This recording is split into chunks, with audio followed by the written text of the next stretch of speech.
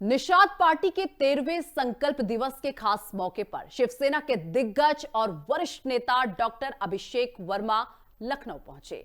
Doctor अभिषेक वर्मा शिवसेना की ओर से NDA गठबंधन के लिए मुख्य राष्ट्रीय समन्वयक की अहम जिम्मेदारी निभा रहे हैं।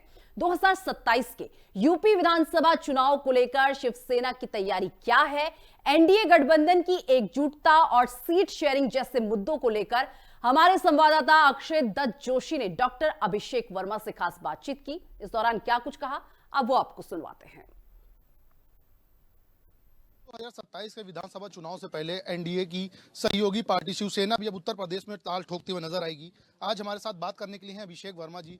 सर, किस तरह की तैयारियां कर रहे हैं और क्या आज का प्रोग्राम था?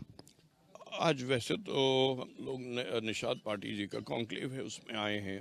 1 बजे उधर जाना है संजय निषाद जी की, उसमें सारी एनडीए पार्टीज को बुलाया गया। लेकिन उसके बाद हमारी शिवसेना की खुद की एक यहाँ मीटिंग है, तो उसमें मैं आया हूँ।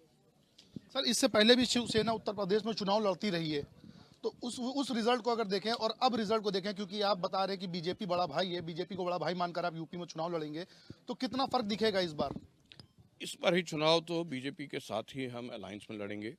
इससे पहले जब शिवसेना का विभाजन नहीं हुआ था, तो उस समय भी हमारे एक विधायक यहाँ रह चुके हैं उत्तर प्रदेश में, पुरानी शिवसेना के टाइम पे, बाला साहब की जब ओरिजिनल शिवसेना थी। और इस बारी भी हमारी तैयारी पूरी है। हमने एक एक ब्लॉक लेवल पे, डिस्ट्रिक्ट लेवल पे और हर जगह हमने अपने कार्यकर्ता चुने हैं। हमारे स्टेट प्रेसिडेंट अभय द्विवेदी हैं, ये इन्होंने भी बहुत अच्छी तरीके से तैयारी करा रखी है। रुचि तिवारी हैं, बाकी सब लोग हैं यहाँ पर। तो हमारे कार्यकर्ता तैयार हैं, हमारी ऑर्गेनाइजेशन तैयार है और हमारे लीडरशिप तैयार है।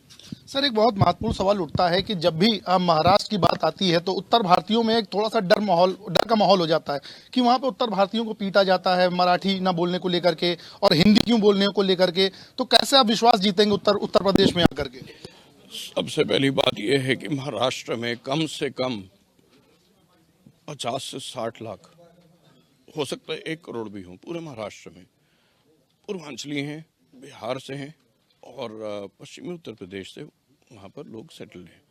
दूसरी बात, ये जो पीटा वीटा जाता है, ये राज ठाकरे जी, उद्धव ठाकरे जी की गुंडागर्दी का नतीजा है। इतना ही अगर इनको दम है तो जाके बॉलीवुड बंद कराए ना। ये बॉलीवुड में तो हिंदी पिक्चर बनती हैं। और हमारी सरकार ने, महायुति ने और एनडीए ने महाराष्ट्र में आह्वान किया है कि यहाँ कोई डरने की कोई ज़रूरत नहीं है। इस तरह की बात, और पुलिस ने सख्त कदम लिए हैं इन सब लोगों के खिलाफ। और हमारा स्टेट जो है मल्टीकल्चरल स्टेट है, सब भाषाएं बोली जाती हैं। मराठी हमारे लिए प्राइमरी है, लेकिन हिंदी और इंग्लिश भी। इंटरनेशनल बिजनेस करना है तो इंग्लिश आपको करनी चाहिए। हिंदुस्तान में आपको कहीं भी किसी को कोने जाना है तो हिंदी, और महाराष्ट्र में है तो अगर लोकल है तो मराठी। सर, शिवसेना कितनी सीटों को लेकर के बात करेगी? अपनी हिस्सेदारी, अपनी भागीदारी कितनी मांग करेगी शिवसेना अपनी आने वाले चुनाव को लेकर के? अब देखिए, ये तो हमारे सेंट्रल लीडरशिप और हमारे शिंदे जी डिसाइड करेंगे।